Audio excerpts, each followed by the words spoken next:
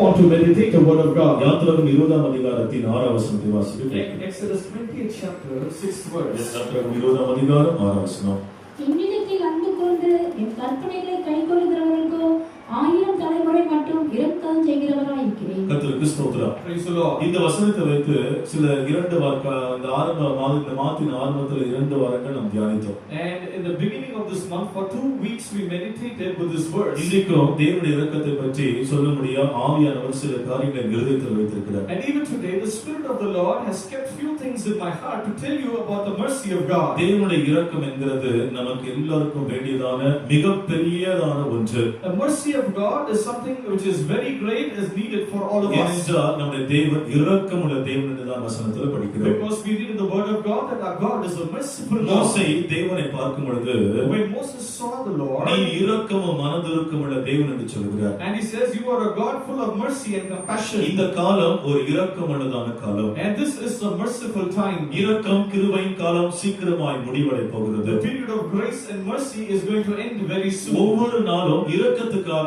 தேவ சமூகத்தில் நாம் காத்திருப்போமாக. Every day let us wait in the presence of God for his mercy. கர்த்தருக்கு ஸ்தோத்திரம். Praise the Lord. ஒரு தேவ பிள்ளைக்கு தேவன் எப்படி இரக்கத்தை தருகிறார் என்ற சத்தியத்தை தான் இன்னைக்கு நான் உங்களோடு கூட பகிர்ந்து கொள்ள போகிறேன். And I'm going to share with you the truth that how the Lord is going to give his mercy unto a child of God. இரக்கம் இருந்தால் என்ன நடக்கும் என்கிற காரியத்தை சுருக்கமாய் சொல்லிட்டு எப்படி இரக்கத்தை பெற வேண்டும் என்கிறதை சொல்கிறேன். And I will tell you in short how it will be when you have mercy and how you should receive it. இரக்கம் இருந்தால் நம்முடைய வாழ்க்கையில் நடக்கிறதான காரியங்கள் என்ன? And what are the things that are happening in our lives when we have mercy? அது வசனத்தோட சுருக்கமாய் சொல்லி எப்படி இரக்கப்பட வேண்டும் என்கிறத சில காரியங்களை நாம் தியானிக்கலாம். And I will tell you in the light of few word of God, and I will tell you how you can receive the mercy of God. 1 பேதுரு 1ஆம் அதிகாரத்தின் 4ஆம் வசனத்தை படிக்கும் பொழுது In 1 Peter 1st chapter the 4th verse we read, அந்த இடத்துல பரிசுத்த பேதுரு என்ன சொல்கிறார்? and what does Saint Peter say? ஒரு தேவ பிள்ளைக்குள்ள இரக்கம் இருக்கும் என்றால் If there is mercy in a child of அவரை God, மறுபடியும் தேவன் ஜெனிப்பிக்கிறவராய் இருக்கிறார். and the Lord will make them be born again. வாசிங்கள் 1 பேதுரு 1:4. அவர் இயேசு கிறிஸ்து மரித்தோரிலிருந்து எழுந்ததினாலே அழியாததும் மாசற்றதும் வாடாததுமாகிய சுதந்திரத்துக்கு ஏதுவாக ஜீவனுள்ள நம்பிக்கை உண்டாகும்படி தமது மிகுந்த இரக்கத்தின்படியே நம்மை மறுபடியும் ஜெனிப்பித்தார். வாசிங்கள் இங்கிலீஷ்ல. Incorruptible and undefiled, and that fadeth not away, reserved in heaven for you. கர்த்தருக்கு ஸ்தோத்திரம். Praise the Lord. கீழே இன்னொரு நின்னலையா? மூணாவது வசனம் பாருங்க. Blessed be the God and Father of the Lord Jesus Christ, which according to his abundant mercy hath begotten us again unto a lively hope by the resurrection of Jesus Christ from the dead. கர்த்தருக்கு ஸ்தோத்திரம். Praise the Lord. இந்த வசனத்துல படிக்கிறோம் இரக்கம் இருந்தால் நமக்கு மறுபடியுமாய் ஜெனிப்பிக்க கூடியதான ஒரு தன்மையை தேவன் நமக்கு தருகிறார். In this verse we read, if we have mercy, the Lord is giving us a privilege of being begotten இந்த again. மறுபடியுமாய் ஜெனிப்பிக்கிறது என்ற ஆவிக்குரிய அர்த்தம் என்ன? And what is the meaning of being begotten again? மறுபடியுமாய் பிறக்கிறதான ஒரு தன்மையை காண்பிக்கிறது. It shows the nature of being born again and again and again. யோவான் 3ஆம் அதிகாரத்தின் 3ஆம் வசனத்துல படிக்கிறோம். When we read Gospel according to John 3rd chapter, நீ மறுபடியுமாய் பிறவாவிட்டால் தேவராஜ்யத்துக்கு பிரவேசிக்க முடியாது. except you be born again, you cannot enter into the kingdom of heaven. கர்த்தருக்கு ஸ்தோத்திரம். Praise the Lord. ஒரு தேவ பிள்ளைக்கு மறுபடியும் ஒரு ஜீவன் உண்டு. நீ அது பிறக்கத்தக்கதா, அது புதுப்பிக்கத்தக்கதா தேவனிடத்தில் இரக்கத்தை பெற்றவர்கள் அதை செய்ய முடியும். A child of God will have a life again, but you have to receive that and you receive the mercy of God for that. கர்த்தருக்கு ஸ்தோத்திரம். Praise the Lord. கெட்ட குமாரனை பற்றி படிக்கிறோம். Read about the prodigal son. அவன் மறுபடியும் பிறக்கிறவனாக காணப்பட்டான். And he was found to be born again. ஒருவேளை பாவத்தில் இருக்கிறதான உன்னை நோக்கி தேவன் சொல்கிறார், நான் உனக்கு இரக்கம் செய்கிறேன், நீ மறுபடியும் பிறக்கிற ஒரு தன்மையை காத்துக்கொள். Maybe you are in sin, the Lord is telling you again, preserve the experience of being born again. பாவம் செய்து மறுபடியும் தகப்படத்துக்கு வரும்போது அவன் மறுபடியும் பிறந்தவனாக காணப்படுகிறார். When he committed sin but came back to his father, he was born again. பாவம் என்கிறது ஒரு மனிதனை கொல்லுகிறதாக, சாகக்கூடிய நிலவரத்துக்கு கொண்டு போகிறதாக காணப்படுகிறது. Sin is something that will kill man or take him to a state of death. பாவம் செய்கிற ஆத்துமா சாகும் என்று நாம் கேட்டிருக்கிறோம். We have heard a soul that sinneth shall surely die. ஒருவராயும் பாவம் செய்த தேவனை விட்டு தூரம் போக வேண்டாம். And nobody should come and sin and go far away from God. இன்றைக்கு தேவன் உனக்கு இரக்கத்தை காண்பிக்கிறார். நீ மறுபடியும் பிறக்கத்தக்கதா மனம் திரும்ப முடிய உன்னை ஒப்புக் கொடுப்பாயாக. Today the Lord is showing mercy to you. Surrender yourself that you may be born again or receive mercy. கர்த்தருக்கு ஸ்தோத்திரம். Praise the Lord. இரக்கம் இருந்தால் மறுபடியும் தேவன் நம்மை ஜெனிப்பிக்க கூடியவராய் இருக்கிறார். If we have mercy, then the Lord will beget us again. அடுத்து இரக்கம் இருந்தால் என்ன நடக்கிறது? And nextly, when we have mercy, what happens? லூக்கா 1ஆம் அதிகாரத்தின் 77ஆம் வசனத்துல படிக்கிறோம். In Luke 1st chapter 77th verse we read. அந்த இடத்துல என்ன படிக்கிறோம்? What do we read there. லூக்கா சுவிசேஷம் 1ஆம் அதிகாரத்தின் 77ஆம் வசனம். நமது தேவனுடைய உருக்கமான இரக்கத்தினாலே அவருடைய ஜனத்துக்கு பாவ மன்னிப்பாகிய ரட்சிப்பை தெரியப்படுத்தவும் அவருக்கு முன்னாக நடந்து போவாய். To give the knowledge of salvation unto his people by the remission of their sins. கர்த்தருக்கு ஸ்தோத்திரம். Praise the Lord. இரக்கம் இருந்தால் இந்த இடத்துல பாவ மன்னிப்பாகிய நிச்சயத்தை தேவன் நமக்கு தருகிறார். If we have mercy, the Lord gives us an assurance of the remission of our sins. ஒரு பாவ மன்னிப்பை தேவன் நமக்கு இரக்கத்தோடு கூட சேர்ந்து தருகிறதாக வேதவசனம் சொல்கிறது. And together with mercy, the word of God says that the Lord is giving us remission of நீ sins. மற்றவர்களுக்கு இரக்கம் காண்பித்தால் சத்தமா சொல்லுங்க, தேவன் உனக்கு என்ன செய்வார்? அது நான் அப்புறமா சொல்றேன். அதே போலதான் இந்த இடத்துல கூட நாம் மற்றவர்களுடைய தப்பிதங்களை பாவங்களை மன்னித்தா தேவன் நம்முடைய பாவங்களையும் மன்னிப்பார். நமக்கு இரக்கம் இருக்குது என்று அர்த்தம். If we forgive the faults of one another, the Lord will also forgive our faults. It means we will have mercy. கர்த்தருக்கு ஸ்தோத்திரம். Praise the Lord. நான் உங்களுக்கு மன்னித்தது போல நீங்களும் பிறருடைய தப்பிதங்களை மன்னியுங்கள். As I have forgiven you, forgive others of their faults. தப்பிதங்களை மன்னிக்காத எல்லாரும் கரங்களை வைத்து சத்தமாக அல்லேலூயா சொல்லுங்கள். ஹல்லேலூயா. பாத்தீங்களா, தப்பிதங்களை மன்னிக்காத ஆட்கள் இவங்க தான். கர்த்தருக்கு ஸ்தோத்திரம். Praise the Lord. மன்னியுங்கள். Forgive. மற்றவங்களுடைய பாவங்களை மனப்பூர்வமாய் மன்னியுங்கள். Wholeheartedly forgive the sins of others. அவங்களுடைய குறைகளை மன்னியுங்கள். Forgive their shortcomings. கிறிஸ்து உங்களுக்கு மன்னித்தது போலவே மன்னியுங்கள். அதுதான் இரக்கம் இருக்கிற ஆட்கள் செய்கிற தன்மை. As Christ forgave you, you forgive them. That is the thing that the people who have mercy do. கர்த்தருக்கு ஸ்தோத்திரம். Praise the Lord. தீத்து 3ஆம் அதிகாரத்தின் 5ஆம் வசனத்துல படிக்கிறோம். Titus 3:5 we read. அந்த இடத்துல மறுஜென்ம முழுக்கினாலே அவருடைய இரக்கத்தினால் என்று பல வசனத்துல படிக்கிறோம். And by his mercy, the washing of regeneration we read here. வாசிங்க 3ஆம் அதிகாரத்தின் 3ஆம் வசனம். நாம் செய்த நீதியின் கிரியைகள் நிமித்தம் அவர் நம்மை ரட்சியாமல் தமது இரக்கத்தின்படியே மறுஜென்ம முழுக்கினாலும் பரிசுத்தாவியினுடைய புதிதாக்குதலினாலும் நம்மை ரட்சித்தார். கர்த்தருக்கு ஸ்தோத்திரம். Praise the Lord. இந்த வசனத்துல அவருடைய இரக்கத்தினாலே மறுஜென்ம முழுக்கு என்று படிக்கிறோம். And in this verse we read, by his mercy, the washing of regeneration. இது ஞானஸ்நான சத்தியத்துக்கு ஒப்பிட்டு சொல்லப்படுகிறதான வார்த்தை. And this is the word that is compared to the truth of what ஒரு is இரக்கம் உள்ளவங்க எப்போது பாவத்துக்கு மரித்தவர்களாக ஜீவிப்பார்கள். People who are merciful will live always being dead unto sin. பரிசுத்தாவியில் பேசினாலே And the Holy Spirit spoke. உலகத்தையும் அதன் மாம்ச இச்சைகளையும் ஆசைகளையும் சிலுவையில் அறைந்து விடுங்கள். And crucify the world with its affections on the cross.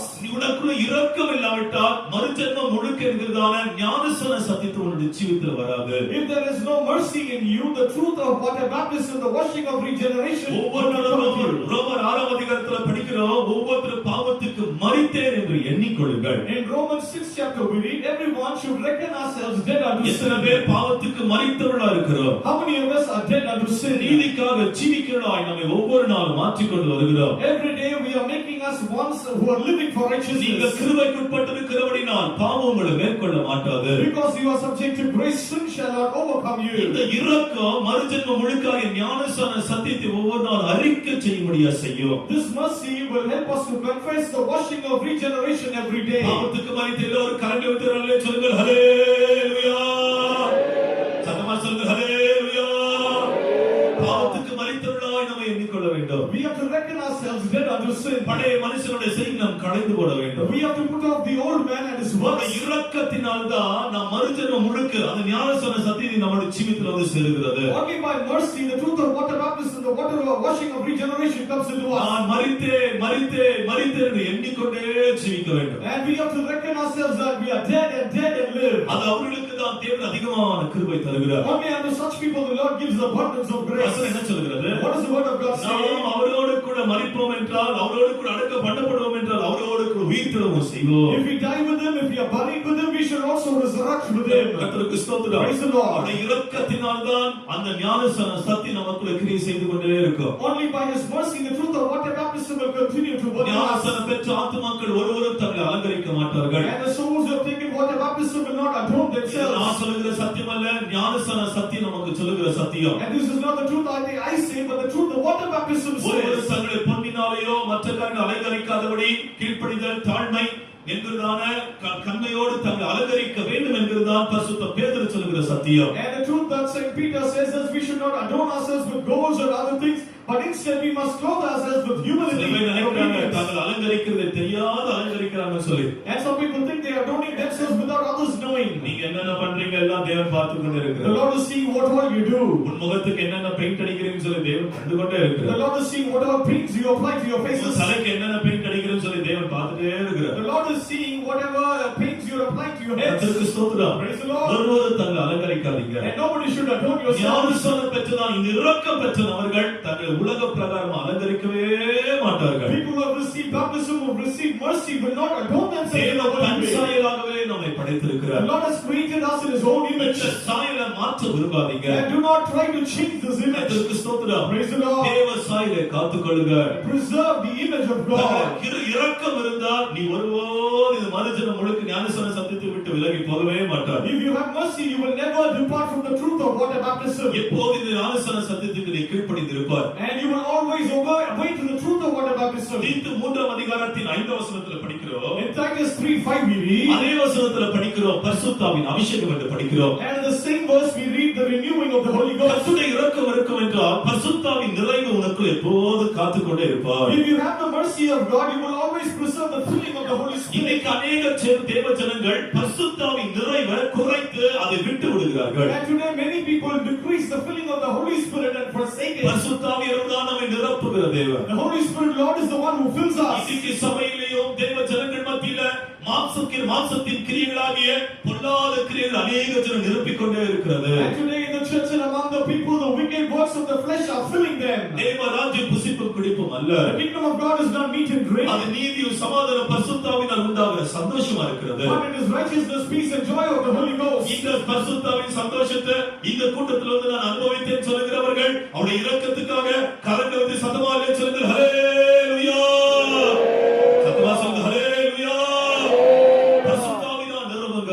Be filled with the Holy Spirit. அதுவே உங்களுக்கும் எனக்கும் தேவன் தந்திருக்கிற இரக்கம். That is the mercy that the Lord has given you and me. பரிசுத்தாவினால் நிரப்பப்படாத நபர்கள் உங்களுக்குள்ள தேவனுடைய இரக்கம் இல்லை என்று அர்த்தம். And people who are not filled with the Holy Spirit, it means that the mercy of God is not நான் here. கடைசி ஒரு ஆராதனை சொன்னானே. And finally, in the service I said, அடுத்த ஜெனரேஷனுக்காக நீங்க இரக்கத்தை சேர்த்து வைங்க. and you have to gather mercy for the next generation. தகப்பன் பண்ற தப்ப இன்னைக்கு பிள்ளைகள் மேல சுமத்தி அவங்களும் அதே நிலைமைக்கு தள்ளப்படுறாங்க. And the mistake the father commits is laid on the children. They are also cast to the same sin. கர்த்தருக்கு ஸ்தோத்திரம். Praise the Lord. நான் சபையில இருக்கும்போது When I was in the church, ஒரு நபர் ஒரு குடும்பத்துல ஒரு தகப்பன் தவறு செய்தார். a father in the family committed a mistake. அந்த அவங்க வீட்டுல இருந்த அந்த பிள்ளைகள் சபைக்கு வராமலே காணப்பட்டார்கள். And all the children did not come to the church. கர்த்தருக்கு ஸ்தோத்திரம். Praise the Lord. அன்றைக்கு இருந்த ஊழியர்கள் என்ன தெரியுமா பண்ணாங்க? And what did the servants of God in those days do? தகப்பன் தானே தப்பு பண்ணார், நீங்க தப்பு பண்ணலன்னு சொல்லி பிள்ளைகள் அரவணைத்தார்கள். And they embraced the children, saying, "Your father committed mistake and not you." அந்த பிள்ளைகள் வர ஆரம்பித்தார்கள். The children began to come. சபையில் அதிகமாக ஐக்கியப்பட ஆரம்பித்தார்கள். They began to have fellowship with the church. எங்களோடு கூட சேர்ந்து எல்லா வேலைகளையும் செய்வார்கள். They would join together with us and do all work. இன்னைக்கு அநேக பெற்றோர் செய்கிறதான சில தவறுகளால பிள்ளைகள் பாதிக்கப்படுறாங்க. Today, because of the mistake that உங்க கேரக்டர்னால தான் பிள்ளைகள் பாதிக்கப்படுறாங்க. your children are affected because of your character. கர்த்தருக்கு ஸ்தோத்திரம். Praise the Lord. அதுபோல இல்லாதபடிக்கு எப்போது தேவன் நம்மை நிரப்பத்தக்கதா இரக்கத்தை கற்றுக் கொடுங்க. And receive mercy that the Lord may fill us always, and we should not be like that. தெய்வத்துடைய இரக்கம் இல்லாவிட்டால் பரிசுத்தாவின் அபிஷேகம் நம்மிடத்தில் இல்லாமலே போய்டும். If the mercy of God is not there, we will not have the anointing of the Holy Spirit. அதனால message நிறுத்தி இன்னொரு அறிக்கை இருக்கு சொல்லிடுறேன். திடீர்னு வந்து சொல்லிடுறேன். And for some time I will stop the message. ஊழியத்துக்கு போகிறவர்கள் தயவு செய்து இன்றைக்கே எங்களை வந்து பாருங்க. And those who are stepping into the ministry, please come and meet us உங்களுக்கு today. உங்களுடைய வாழ்க்கைக்கும் உங்களுடைய நாட்களுக்கும் இதுதான் கடைசி நாள். And this is the last day for you and for your life. அதுக்கு பிறகு நீ என்னதான் முட்டி மோதினாலும் கூட இந்த ஊழியத்துக்கு முன்னால வர முடியாது. And after that, even if you dash harshly, you cannot come to this ministry. நேரம் கிடைக்கும் போது எங்களை வந்து அணுகுங்கள். அதுக்கு யாரிடத்திலும் போய் சொல்லாதீங்க. எங்களிடத்துல வந்து அணுகி அதுக்கு பிறகு உங்களுடைய காரியத்தை தீர்மானிங்க. When you find time, come and tell us, and then decide all your matters. Do not let anyone. திங்கட்கிழமை போகும்போது அவங்களோட கூட தான் வர சொல்லியிருக்கிறேன். And Monday when we go there, you are invited to come there. எல்லாரும் கண்களை மூடுங்கள். Therefore, let us close அந்த our கரங்களை eyes. உயர்த்துவோமாக. Let us lift up our hands. அனுபவம் ஆட்களை தேவன் சபையில் எழுப்பி தர வேண்டும். The harvest is plenty, but the laborers are few. The Lord must raise them in the church. அழைப்பு பெற்ற வாலிபர்கள் இருக்கிறாங்க. There are many youths who have this calling. தடைகளை நீக்கி தேவன் அவரை கொண்டு வர வேண்டும். The Lord must remove all hindrances and bring them. தேவன் அவனுக்கு இந்த கலக்கங்கள், பயங்கள், கேள்விகள், சந்தேகங்கள் எல்லாம் மாறி தைரியமாய் தேவனுக்காக புறப்பட்டு வரும்படியாய் சத்தமாய் சபையில் எல்லாரும் சத்தமாய் சோதரிப்போமாக.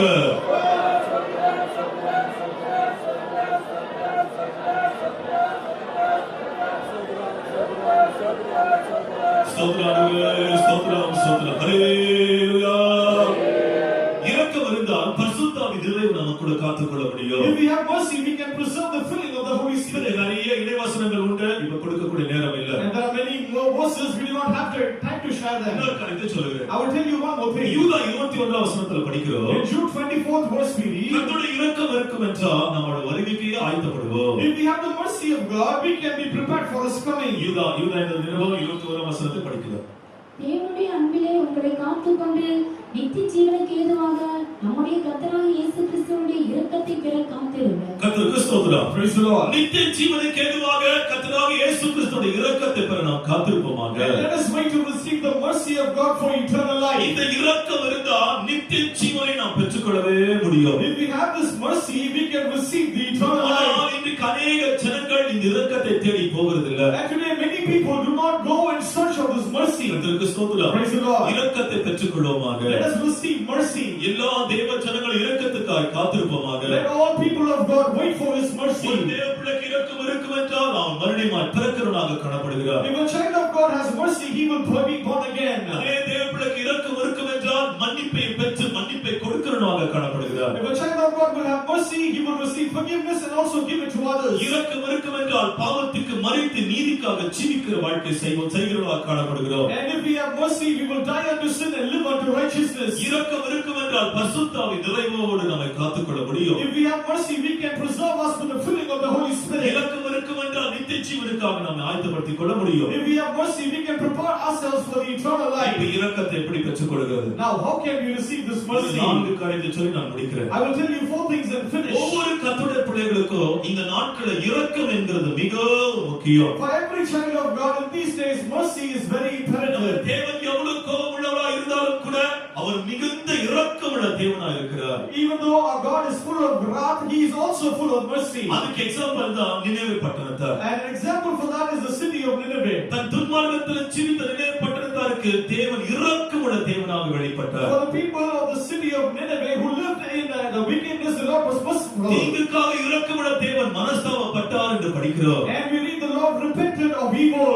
தேவனுடைய இரக்கம் நாம் எல்லா விதங்களையும் பாதுகாத்துக் கொண்டு வரும். The mercy of God will preserve us in all ways. சரி, இந்த இரக்கத்தை எப்படி பெறுகிறது? How can we receive this mercy? ஒரு 20 நிமிஷத்துல எல்லா காரியத்தையும் சொல்லி முடிக்கிறேன். In 20 minutes I will tell everything and finish. தெய்வத்துடைய இரக்கம் பெறுகிறதுக்கு நாம் என்னதான் செய்ய வேண்டும்? In order to receive the mercy of God, what must we do? நாம் வாசித்த வேத பகுதியில் மறுபடியும் படிக்கும் பொழுது In the Bible portion that we read when we read again, யாத்திராகமம் 20ஆம் அதிகாரத்தின் 6ஆம் வசனத்துல படிக்கிறோம். in Exodus 20th chapter, the 6th N verse, கற்பனைகளை கைக்கொண்டு என்னில் அன்பு கொள்ளுக்கு நித்திய இரக்கத்தை நான் 1000 தலைமுறைக்கு இரக்கம் செய்வேன். and those who observe my commandments, I will show mercy even unto 1000 generations. கர்த்தருக்கு ஸ்தோத்திரம். Praise the Lord. முதலாவது இரக்கம் பெறத்தக்கதாய் தெய்வத்துடைய கற்பனைகளை கைக்கொண்டு நடங்கள். And first of all, in order to receive mercy, observe the commandments of the Lord. அப்படியே தெய்வத்துடைய இரக்கம் உனக்கு தேவை என்றால் தேவன் சொல்லியிருக்கிறான கற்பனைகள் பாரமானது கிடையாது.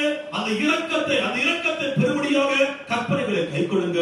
O children of God, if you want to receive mercy, all the commandments that the Lord has given are not grievous, but to observe the commandments and live. நாம் அறிந்திருக்கிறோமே 10 கற்பனைகளை பற்றி அறிந்திருக்கிறோம். And we know very well about the 10 commandments. தேவன் இந்த கற்பனையை அப்படியே 2 கற்பனையாய் மாற்றினார். The Lord has made these 10 commandments into 2. இந்த 2 கற்பனையும் ஒரே கற்பனைக்குள் அடங்குகிறது. முழு வேத கற்பனைகளையும் ஒரே கற்பனைகளுக்குள்ள தேவன் அடக்கி வைத்திருக்கிறார். And all the commandments in the Bible, the Lord has reduced it to one commandment in the scriptures. அந்த கற்பனையுடைய சுருக்கம் என்ன தெரியுமா? And what is the short of the தேவனை அன்பு கூறுங்கள், தேவனை வைத்து எல்லோரையும் அன்பு கூறுங்கள். Love the Lord, and with the Lord love everyone. தேவனை அன்பு கூறுங்கள். Love the Lord. உன் தேவனாகிய கர்த்தரை முழு பலத்தோடு முழு இதயத்தோடு அன்பு கூறு. இந்த கற்பனைகளுக்கு நீ கைக்கொண்டால் தேவனுக்கு இரக்கத்தை தருவார் என்று Thiruvalluvar பற்றுகிறார். And he says, thou shalt love the Lord thy God with all thy heart, with all thy soul, and all thy strength. Then if you observe it, the Lord will give you his mercy. உலகத்தில் உள்ளவர்களை அன்பு கூற வேண்டாம். Do not love the world and the things in the world. இன்றைக்கு ஜனங்கள் உலகத்தை நேசிக்கிறார்கள், தெய்வத்துடைய இரக்கத்தை விட்டு விடுகிறார்கள். Today people love this world and forsake the mercy of God. அப்படியே உலகத்தில் உள்ளவர்கள் ஒழிந்து போகும். O child of God, the world and its things will pass away. அவருடைய கற்பனைப்படி செய்து தேவ சித்தத்தை செய்கிறவன் ஒரு காலம் ஒழிந்து போவதே இல்லை. People who observe the commandments of God and do his will shall never perish. எத்தனை பேர் சுத்த இதயத்தோடு சொல்ல முடியும்? How many of you with a pure conscience எனக்கு இந்த say, உலகம் வேண்டாம் சொல்லுகிறவங்க கைகளை மாத்திரம் உயர்த்துங்கள் பார்க்கலாம். and those who say, I do not need this world, lift up your hands. எனக்கு இந்த உலகத்தின் வேஷங்கள் வேண்டாம். I do not need the fashions of this எனக்கு இந்த world. உலகத்தின் ஆடம்பரங்கள் வேண்டாம். I do not need the luxury of this எனக்கு world. தெய்வத்துடைய இரக்கம்தான் வேண்டும். I need only the mercy of God. அப்ப ஏன் மீச வச்சிருக்கீங்க? And why do you have a bush? அப்ப ஏன் அலங்கரிக்கிறீங்க? Why are you adorning yourself? உலகத்துடைய ஆடம்பர of this world. கர்த்தருக்கு ஸ்தோத்திரம். Praise the Lord. இரக்கத்தை பெறும்படியாக கர்த்தருடைய கற்பனைகளை கைக்கொள்வோமாக. To receive mercy, let us observe the commandments of the Lord. ஒருவன் இயேசு கிட்ட வந்தா One man came to Jesus. இயேசு சொல்லுகிறார், போய் கற்பனைப்படி செய்ய. Jesus said, go and observe the commandments. உடனே அவன் சொல்றான், என் சிறு வயது முதல் கொண்டு எல்லா கற்பனைகளுக்கு நான் கீழ்ப்படிந்து நடந்து வருகிறேன். Immediately he says, from my young age I am obeying all the commandments. என் சிறு வயதிலிருந்து நான் எல்லா கற்பனைகளுக்கு கீழ்ப்படிந்து நடந்து வருகிறேன். From my young age I am obeying all the commandments. அவனுக்கு எவ்வளவு பெரிய இரக்கத்தை தேவன் கட்டளையிட்டார். What a great mercy the Lord had commanded him. மேல் இரக்கம் உண்டவராக. And as the one who had mercy upon இன்னொரு him, கற்பனை கொள், இன்னொரு கற்பனையை சொன்னார். he said, he told another commandment. உனக்குள்ளதை எல்லாவற்றையும் விட்டு நீ என்னை வந்து பின்பற்றி வா. Go sell everything that you have and follow me. இந்த கற்பனைக்குட்பட்டதான வாலிபர்கள் நம்முடைய சபையில உண்டு. And there are youths who are subject to this commandment in our church. உனக்குள்ளதை எல்லாவற்றையும் விட்டு உனக்கு இரக்கம் பாராட்டுகிற என்னை நீ பின்பற்றி வா.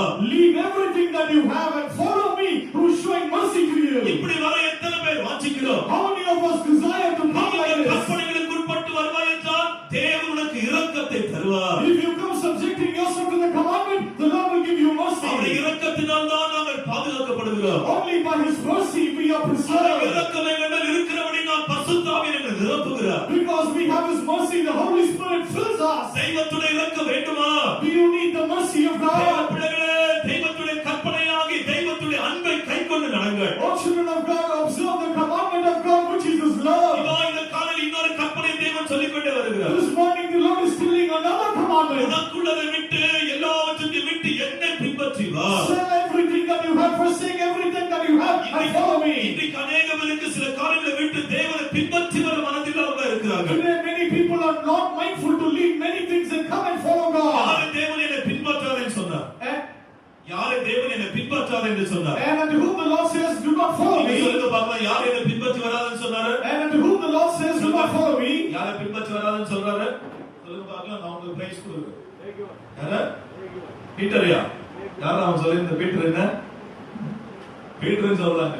பீட்டர் எல்லாம் கிடையாது. It's not Peter. சொல்லுங்க. சிஸ்டர்ஸ்க்கு சான்ஸ் கொடுக்கிறேன். சொல்லுங்க. 1000 rupees. 1000 ரூபாய். என்னை பின்பற்றி வராத. Do not யாருக்கு follow சொல்லுது? me. To whom did he say this? யாருக்கு? அடிமா பேரு இவன் இங்கிலீஷ்ல சொல்றான், இவங்க தமிழ்ல சொல்றாங்க. கர்த்தருக்கு ஸ்தோத்திரம். Praise the Lord. பிசாசு பிடித்த மனிதனை பார்த்து என்ன சொல்கிறார்? Unto a man who was possessed by the devil, நீ என்னை பின்பற்றி வராத. you do not follow நீ me. போய் இயேசு பத்தி என்ன பத்தி சொல்லு, ஆனா என்ன செய்யற பின்பற்றி. இதோட அர்த்தம் என்ன தெரியுமா? And what is the meaning of this? நீ தெய்வத்தை பின்பற்றி வரணும்னு சொன்னா ஏதோ ஒரு பொல்லாத ஒரு ஆவி உன்னை பிடிச்சு அடக்குறதுன்னு அர்த்தம். And if you do not follow the Lord, it means some wicked spirit is tormenting இப்ப நம்ம ஒரு you. அறையில போட போறோங்க. Now we want to shout a அந்த hallelujah. அறையில வெளிவாரத்துல இருக்கிற பொல்லாத ஆவிகளை சத்தமிட்டு ஓடிடணும். In that hallelujah, all the wicked spirits in Bilivakam should shout. இயேசுவை பின்பற்றி வரக்கூடியதான நபர்களை சபையிலிருந்து எழுப்பணும். He must raise up people who come following Jesus. எல்லாவற்றையும் விட்டு தன்னையும் வெறுத்து சிலுவை எடுத்துக்கொண்டு இயேசுவை பின்பற்றி வர வேண்டும். And they have to leave everything, take up the cross and follow Jesus. கைகளை உயர்த்துங்கள். Lift up your hands. ஒரே ஒரு அலையில கம்பீரமாய் போட வேண்டும். One hallelujah, you have to shout இயேசுவை mighty. உம்மை மட்டும் பின்பற்ற வேண்டுவரே. Jesus, I will follow எனக்கு இந்த only உலகம் you. வேண்டாம் ஆண்டவரே. I do not need this அதில் world. எல்லாவற்றையும் விட்டு உம்மை மட்டுமே நான் பின்பற்றுவேன். Lord, I will leave everything and only follow சத்தமாக you. சொல்லுங்கள், சொல்லுங்கள். ஹல்லேலூயா. கர்த்தருக்கு ஸ்தோத்திரம். Praise the Lord. இதுக்கு ஒரு பாஸ்டர் விளக்கம் கொடுக்கிறார். And the pastor is giving an explanation. பிசாசு பிடிச்சு விடுதலாக்கப்பட்டவங்க இயேசுவை பின்பற்றி வரக்கூடாது, ஊழியத்துக்கு வராதீங்கன்றார். And he said, those who are possessed by the devil said, deliver, do not come to the ministry. நாம அது போல பிசாசு பிடிச்ச ஆட்கள் கிடையாது. And we are not the ones who are possessed by the தைரியமாய் devil. தைரியமாய் வாங்கள், கற்பனைகள் கீழ்ப்படிந்து வாருங்கள். Come boldly, come obey the இது நமக்கு commandments. தருகிற கடைசி அழைப்பாக தேவன் The சொல்லுகிறார். Lord is saying this is the last calling he is giving சிலுவையை you. சுமந்து கொண்டு உனக்குண்டான எல்லாவற்றையும் விட்டு நீ என்னை பின்பற்றி வா என்ற இந்த அழைப்பின் சத்தத்தை தேவனுக்கு தருகிறார். The Lord is giving you the voice of calling. Leave everything that you have, carry my cross and follow me. சில பேருக்கு பேய் பிடிச்சிருக்கு, அதெல்லாம் ஆடவே ஆடாது. And some people are possessed, but yet they will not அந்த move. பேய் பாருங்க பேசிட்டே இருக்கும். And the devil will continue to speak. 24 மணி நேரம் பேசிட்டே இருக்கும். 24 hours he will speak. கர்த்தருக்கு ஸ்தோத்திரம். Praise the Lord. அது போல பேசக்கூடாது. பக்கத்துல உட்கார்ந்து நீங்க என்ன பேசினாலும் என் கண்ணு ரொம்ப ஷார்ப்பா, நான் பேர் சொல்லாம சொல்லிடுவேன். And do not talk with your neighbors. I will not mention your name. ஒரு தேவ பிள்ளை தேவனை பின்பற்றி வர வேண்டும். A child of God must come following God. அதை கை கொடுங்க. Observe the commandments. தலைமுறையாக தேவனுக்கு இரக்கத்தை காட்டிட்டே வருவார். From generation to generation, the Lord will continue to show His mercy. அடுத்த ஜெனரேஷனுக்கு இரக்கத்தை காட்டும்படியாக தெய்வத்துடைய கற்பனை கைக்கொள்ளுங்க. Observe the commandments of the Lord that he may show his mercy to the next generation. சபையில ஒரு பிரமாணங்கள் உண்டு. And there are laws in the church. உங்க வீட்ல கூட ஒரு பிரமாணம் இருக்கு. Even in your house there is a law. வீட்ல இருக்கிற பிரமாணம் என்ன? What is the law in your house? 8 மணிக்குள்ள எல்லாரும் வந்து விட வேண்டும். And before 8 you have to come. பிள்ளைங்க எங்க சுத்த போனாலும் எந்த காலேஜ் போனாலும் ஏன் இவ்வளவு லேட்னு சொல்லி கேட்டு அது ஒரு பிரமாணம் வச்சிருக்கீங்க. And you have a law that even the children roam அப்படி around. வரலனா நான் இந்த இடத்துல இருக்கிறேன் இப்படி இருக்கிறேன்னு சொல்லி சொல்ல வேண்டும். If they do not come, they have to inform where they are. ஏன் अनेक வாலிபர்கள் பிரமாணத்துக்கு கீழ்ப்படிகிறது இல்லையே? Why many youths are not obeying to this law? தேவனுக்கு இரக்கம் தருவாரு. How will the Lord show you mercy? போகிற ஆபீஸ்ல கூட உனக்கு ஒரு பிரமாண கட்டளை இருக்கு. Even in the office that you go to, there is a law, a commandment. இன்னைக்கு எல்லாம் வீட்லயே உட்கார்ந்து வேலை செஞ்சா கூட நீங்க லாகிங் அந்த நேரத்துக்கு பண்ணி தான் ஆகணும். Even if you work from home, you have to log in at that specific time. கைக்கொண்டு நடக்கிற நீங்கள் தெய்வத்துடைய பிரமாணங்களையும் தெய்வத்துடைய கட்டளைகளையும் ஏன் மீறி நடக்கிறீங்க? You are observing that law, but why are you transgressing the laws and commandments of the Lord? வீட்டின் பிரமாணங்கள் கட்டளைகளை கைக்கொள்ளுங்க. And observe the commandments and laws in the house of the Lord. விசுவாசிக்கிற ஒரு கட்டளை இருக்கு. And for a believer in the church, there is a commandment. கட்டளைகளை மீறி நடக்காதீங்க. Do not transgress it and walk. தலைவருக்கு இறக்க வேண்டும் என்றால் நீ தெய்வத்துடைய கற்பனைகளை கைக்கொள்ள வேண்டும். If you want mercy the 1000 generations, you have to live observing the commandments. இன்னும் சில காரியங்களுக்கு சீக்கிரமா கடந்து போகிறேன். And there are many more things I will pass on quickly. யாத்ராகமம் 2ஆம் அதிகாரத்தின் 6ஆம் வசனத்துல படிக்கும் பொழுது Exodus 2nd chapter the 6th verse we read. இரக்கத்தை பெற நீ செய்ய வேண்டிய அடுத்த காரியம் என்ன? What is the next thing that you have to do to receive mercy? யாத்ராகமம் 2ஆம் அதிகாரம் 6ஆம் வசனம். அதை திறந்தபோது பிள்ளையை கண்டார், பிள்ளை அழுதது, அவள் அதன் மேல் இரக்கமுற்று, இது எபிரேய பிள்ளைகளில் ஒன்று என்றார். கர்த்தருக்கு ஸ்தோத்திரம். Praise the Lord. இந்த வசனத்துல படிக்கிறோம் கொல்ல வேண்டும் என்று எடுத்ததான பிள்ளையின் மேல் இரக்கம் வைத்ததாக படிக்கிறோம். And in this verse, upon the child that she picked up to kill, she had compassion. இந்த பிள்ளைக்கு இரக்கம் கிடைக்க காரணம் என்ன? What is the reason for this child to receive this compassion? கண்ணீரின் ஆவி, A spirit of tears. பிள்ளைகளே இன்றைக்கு சபையில குறைந்து போனதான ஒரு தன்மை அழுகிற ஆட்கள் இல்ல. Oh children of God, the nature that is reduced in this church is there are no people who shed tears. ஆனா அதுக்கு மாறா இன்னொரு ஆட்கள் இருக்கிறாங்க. And they, instead of that, there is another group. அழ வைக்கிற ஆட்கள் இருக்கிறாங்க நிறைய There are பேர். people who are making others cry. பெரிய இரக்கம் வச்சிருக்கீங்க தெரியுமா? And do you know how much mercy you have received? High favour, high இரக்கம், ரொம்ப பெரிய இரக்கம். And very high favor and mercy. ஒருத்தி அழ வைக்கிறதுல ரொம்ப இரக்கம் பெற்றவங்க. ஹல்லேலூயா சொல்லுங்க, ஹல்லேலூயா. யாருமே இல்லையாங்க? பரவாயில்லைங்க. இரக்கம் தேவனுக்கு நிறைய தருவார். The Lord will give you more mercy. நீங்க தேவ சமூகத்தில் அழுங்கள். You weep in the presence of God. கர்த்தருக்கு ஸ்தோத்திரம். Praise the Lord. 1 சாமுவேல் புத்தகத்துல என்ன படிக்கிறோம்? What do we read in the book of 1 Samuel? அவள் கர்த்தருடைய வீட்டுக்கு போய் ராமாவுல தேவனுக்கு முன்பாக அழுகிறார். In Ramah, she went to the house of God and wept before the Lord. எத்தனை பேர் அழுகிறதுக்கு இடத்தை தேடுறீங்க? And how many of you are seeking places to weep? தேவனுக்கு முன்பாக வந்து கண்ணீர் விடுங்கள். கண்ணீரின் ஆவி உங்களுக்கு இரக்கத்தை கொடுக்கும் என்று ஆவியானவர் சொல்கிறார். Shed tears before the Lord. The spirit of tears will give you mercy, the Lord says. இதோ புலம்புகிறதான அழுகிற ஆட்கள் இன்னைக்கு சபைக்குள்ள இல்ல. People who weep and lament are not there in the church these days. எத்தனை பேர் கண்ணீரின் ஆவியோடு இருக்கிறோம்? How many of us have the spirit of tears today? கர்த்தருக்கு ஸ்தோத்திரம். Praise the Lord. புலம்பல் புத்தகத்துல படிக்கிறோம். We read in the book of Lamentations. என் தலை கண்ணீரும் என் கண்கள் கண்ணீருமா இருக்கும் என்று நலமா இருக்குமே. And he said, oh, it would be better if my head is full of tears and eyes அவரை are full of சொல்ற அழ tears. வைக்காதீங்க, நீங்க அழுங்க. Again I repeat, do not make others cry. தேவனை போன்ற பாதையில நம்மை நடத்துகிறார். The Lord is leading us through such paths. பரிசுத்த பவுல் என்ன சொல்கிறார்? What does St. Paul say?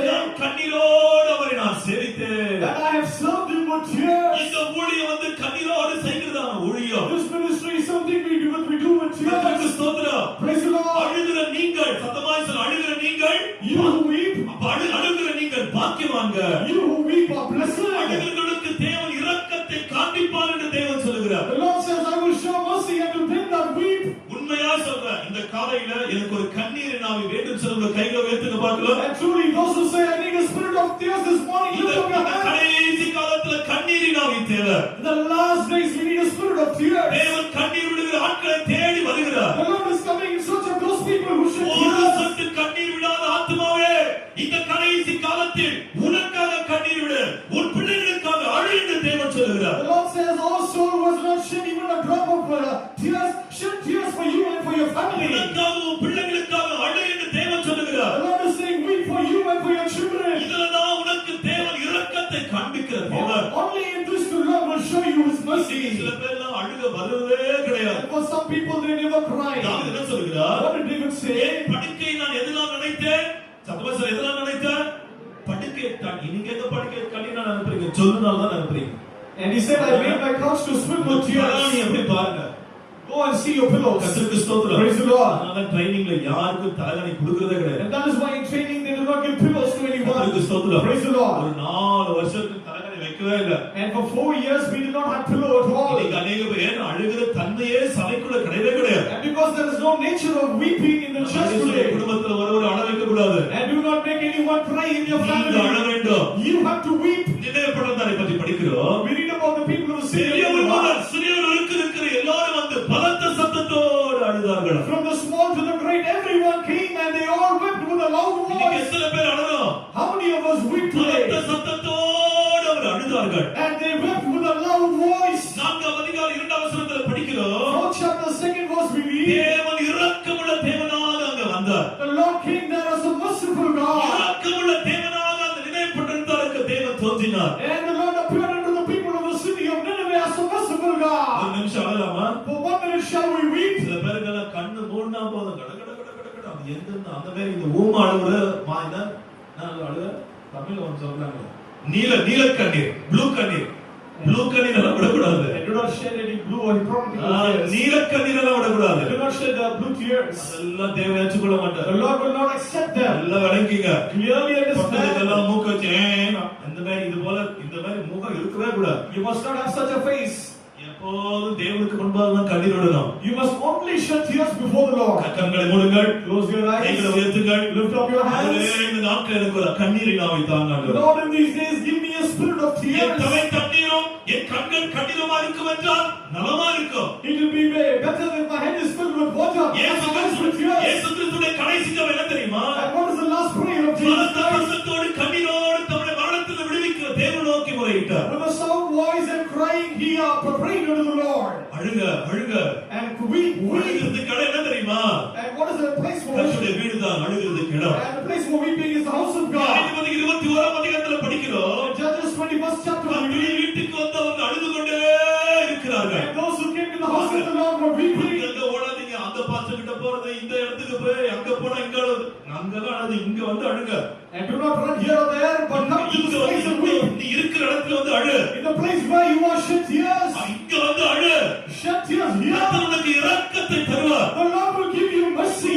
பட்டயம் வருது, அறியாமல் ஏன் இருக்கிறார்? The sword is coming upon you. Why are you ignorant? பட்டயம் வருகிறதாக ஆவியானவர் சொல்லுகிறார். The Spirit of the Lord says, behold, the sword is coming. உன்னை விட்டு நீக்கப்பட வேண்டும் என்றால் இரக்கத்தை பெற வேண்டும். இரக்கம் பெற வேண்டும் என்றால் நீ கண்ணீரோடு காணப்பட வேண்டும். If the sword must be removed, you must shed tears, and then the mercy will be coming. இயேசுவின் பாதத்தை கண்ணீரினால் கழுவி துடைத்தார் என்று படிக்கிறோம். And we read that she washed the feet of Jesus with the சீயோனே, நதியளவு கண்ணீர் விடு. Zion, shed tears like a river. கண்ணீர் நதியாய் பாயட்டும். Let your rivers flow like tears. கர்த்தருக்கு ஸ்தோத்திரம். Praise the Lord. கைகளை உயர்த்துங்க. Lift up your hands. எனக்கு கண்ணீரின் ஆவி தேவாண்டவரே. Lord, I need the spirit of tears. எல்லாருக்காக கண்ணீரோடு பலத்த சத்தத்தோடு நாம் வேண்டுதல் செய்யணும். With a loud voice and tears, we have to make supplication. எனக்கு இரக்கத்தை தாங்க. Lord, give me mercy. நீ அழுதால் உனக்கு தேவன் இரக்கத்தை தருவார். If you shed tears, the Lord will give you mercy. ஒரு அல்லேலூயா போடுமா? ஹalleluya. தேவன் இரக்கத்தை தருகிறார். The Lord gives us நீ mercy. கண்ணீர் விட்டால் உனக்கு இரக்கம் எப்போதும் கிடைத்து கொண்டே இருக்கும். If you shed tears, you will always receive mercy. ஒரு தீர்மானம் எடுங்க. Make a decision. இந்த வாரத்துல இருக்கிற எல்லா ஜெபத்திலையும் ஒரு சொட்டு கண்ணீராவது நான் விடுவேன். In all the prayers this week, at least I will shed one tear. அதிகாலை ஜெபத்துல ஒரு சொட்டு கண்ணீர் விடுங்க. In the early morning prayer, shed one tear. இரவு ஸ்தோத்திர ஜெபத்துல கண்ணீர் விடுங்க. And in night praising, shed one ஒரு tear. டிராப் கண்ணீர் விடுங்க. உன் கண்ணீர் துருத்தில சேர்த்து வைக்கப்பட்டிருக்கிறது. Shed one drop of tear. All your tears are gathered in the bottles. சபைக்கு இருக்கிறதான சில ஆத்துமாக்களை பார்த்து தேவன் சொல்லுகிறார், உன் கண்ணீரை நான் கண்டேன். Looking at some souls in the church, the Lord says, I've seen your tears. உன் விண்ணப்பத்தை கேட்டேன். I've heard your supplication. சமாதானத்தோடு போ, நான் உனக்கு இரக்கம் செய்வேன். Go back in peace. I will show you mercy. இன்னைக்கு தேவன் கண்ணீருக்கு பதில் தருகிற நாட்களாக இது முடிய பண்ணுவார். And the Lord will make this day to end as a day where He will answer your tears. அதற்கு ஸ்தோத்திரம். Praise the Lord. ஸ்தோத்திரம் பண்ண வைக்க எனக்கு ஆவியானவர் ஏறிக்கொண்டே இருக்கிறார். The Spirit of the Lord is urging me to make you praise. கண்ணீரை நாவி தாங்க. Lord, give me a spirit of tears. நீங்க பலத்த சத்தத்தோட ஸ்தோத்திரம் பண்ண போறோம். For 1 minute, with a loud voice, we have to praise God. அதற்கு ஸ்தோத்திரம். Praise the Lord. கண்ணீர் ஒருபோதும் வீண் போகாது. Your tears will never go in vain. கண்ணீருக்கு பதில் தருகிற தேவன் உன்னோடு கூட பேசிக்கொண்டே இருக்கிறார். The Lord who answers your tears is speaking with you. நிச்சயமா உன் கண்ணீர் எல்லாவற்றுக்கும் ஒரு பதில்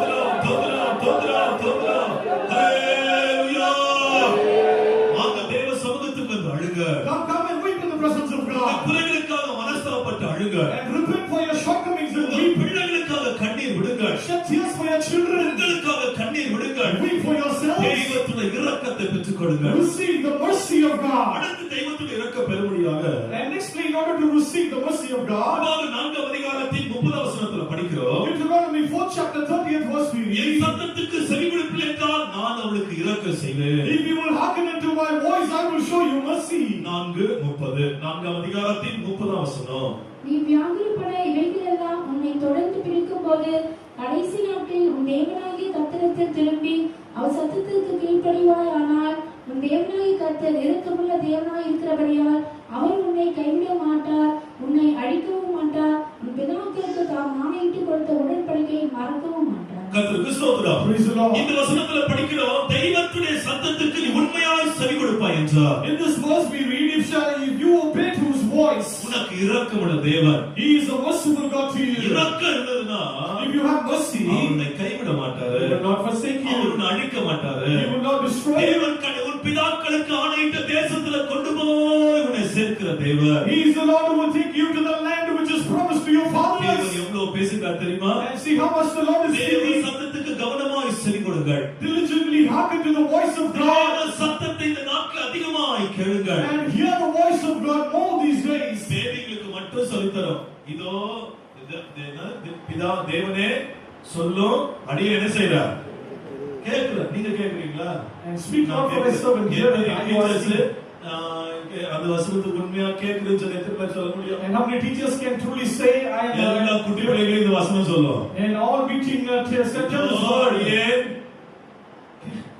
சொல்லுங்க கேக்குறேன். இதெல்லாம் நல்லா பியூட்டிஃபுல்லா சொல்றீங்க. தான் கரெக்ட் தான். It's true that you beautifully recite this நாம் verse. எத்தனை பேர் தேவ சத்தத்தை கேக்குறோம்? How many of us really hear the voice of God? அவன் சொல்றதெல்லாம் ரொம்ப காது கொடுத்து ரொம்ப கவனமா கேட்டு இங்க வச்சிருக்கிறோம். And we carefully listen to words of our people speak and have it here. அந்நிய சத்தத்துக்கு என்ன கொடுக்காதீங்க? சத்தவசனம் என்ன கொடுக்காதீங்க?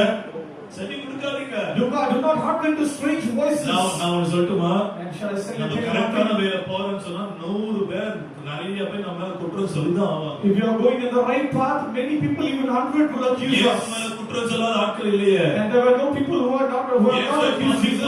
பாவிகளை பேசின் குமார் என்று சொன்னாங்க. Looking at Jesus, they said that he is a sinner. பாவிகளுக்கு சாப்பிடுற பாவி என்று சொன்னாங்க. And they said he is a sinner. He is eating with sinners. எல்லாமே இயேசுவுக்கு இருந்தது. And there Jesus had everything. பாக்குறதுனால ரொம்ப நாட்கள் ஒரு இறக்கமும் கிடைக்காது. And everyone who sees you, they say you are a very good person. You will not see any mercy. வாழுங்க. We are not living for others. இயேசுவுக்காக வாழ்றோம். We are living for Jesus. Family காத்துக்குங்க. And preserve your family. பாருங்க தேவன் வார்த்தை சொல்றார். Family காத்துக்குங்க. The Lord is saying, preserve your family. பிரிக்காதீங்க. Do not divide the family. பிசாசுடைய தூண்டுதலுக்கு இடம் கொடுக்காதீங்க. Do not give room for the instigation of the devil. எங்க எந்த விதத்துல இருக்கணுமோ அவங்க அந்த இடத்துல தான் இருக்கணும். And who all in what places you have to be, you have to remain in that place. யாராவது கொண்டு உள்ள உட்கார கூடாது. And you must not bring anyone and make them sit here. தேவன் பேசுற வார்த்தை. This is the word spoken by the Lord. பிரிந்திருக்கு இடம் கொடுக்கவே கூடாது. Never give room for the family to be divided.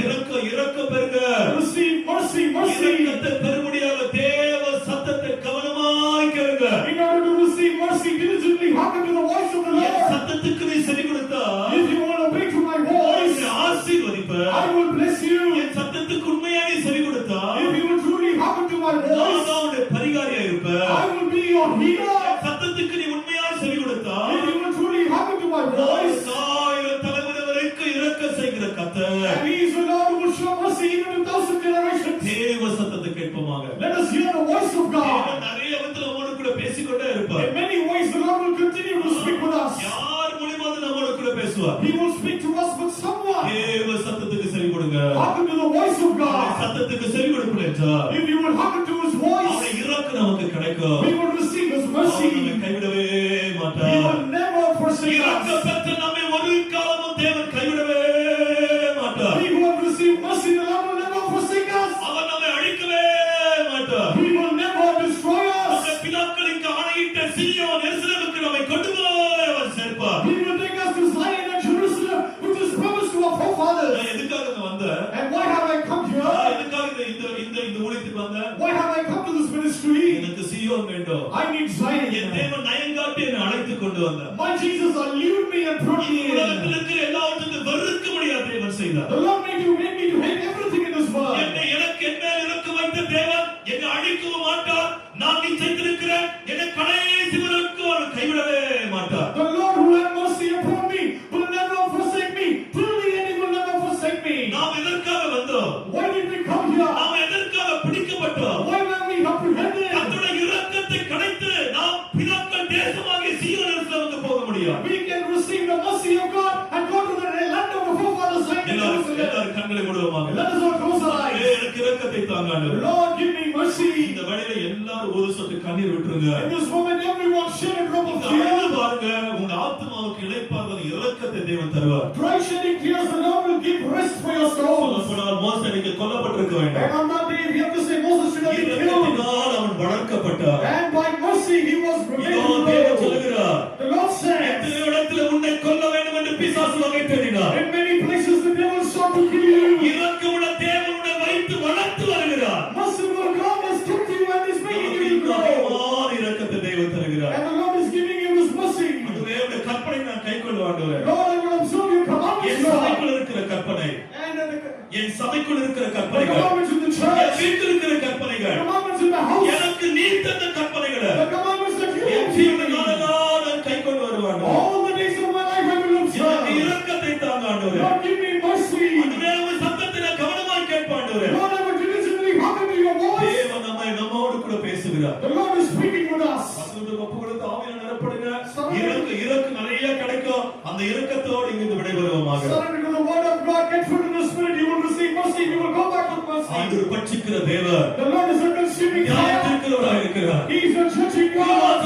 நியாயத்திற்கு முன்பாக இரக்கம் மேல பாராட்டும். And mercy shall post before mercy seat. மற்றவர்களுக்கு இரக்கம் பாராட்டுங்க. And show mercy to others. யாக்கோபு 2ஆம் அதிகாரத்தில் படிக்கிறோம். And that is what we read in James 2nd மற்றவர்களுக்கு chapter. இரக்கம் பாராட்டினா நியாயத்திற்கு முன்பாக இரக்கம் மேன்மை பாராட்டும். And if we have mercy upon others before the judgment seat, ஒருத்தருக்கு இரக்கம் பாராட்டி எப்படிங்க இரக்கம் கிடைக்கும்? if you do not show mercy to others, how will you receive கர்த்தருக்கு mercy? ஸ்தோத்திரம். Praise the Lord. இரக்கம் பெறுகிற நேரம். This is the time to receive mercy. ஒருத்தராவது அசதை இருந்துடாதீங்க. None of us must be ஆண்டவரே, slack. எனக்கு இரக்கம் தேவை ஆண்டவரே. Lord, I need mercy. அதுக்கு என்ன தேவையோ அதை பெற்றுக்கொள்ளுங்க. And receive what you need for ஒரே that. நிமிடம் கூட்டம் முடிஞ்சிடும். In 1 minute the meeting will conclude. ஆவியால் நிரப்படுங்க. Be filled well in the Spirit. வசனம் கேட்டீங்க தானே? You heard the word of God. இரக்கம் இருந்தா நீ நல்ல ஆவியால் நிரப்படுவார். If there is mercy, you will get filled in the Spirit. இரக்கம் இல்லாத நம்மளுக்கு எவ்வளவுதான் சொன்னாலும் அபிஷேகம் வராது. Even if you do not have mercy, even if we tell you what இதோ is சபையின் மேல் தேவன் இரக்கம் உள்ளவராய் இருக்கிறார். the Lord is merciful upon the நான் church. இரக்கம் மனதிற்கு உள்ள தேவன். I am a God full of mercy and நான் compassion. உன்னை கைவிட மாட்டேன். I will never forsake நான் you. உன்னை அழிக்க மாட்டேன். I will not destroy you. பிதாக்களுக்கு ஆணையிடப்பட்ட தேசத்தில் கொண்டு போய் உன்னை சேர்ப்பேன். I will take you to the land promised to the forefathers. கர்த்தருடைய ஜனமே ஆவியால் நிரப்படுவோமாக.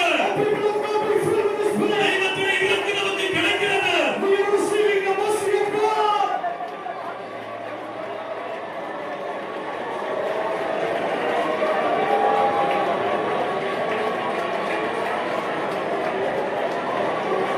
ஆமென்.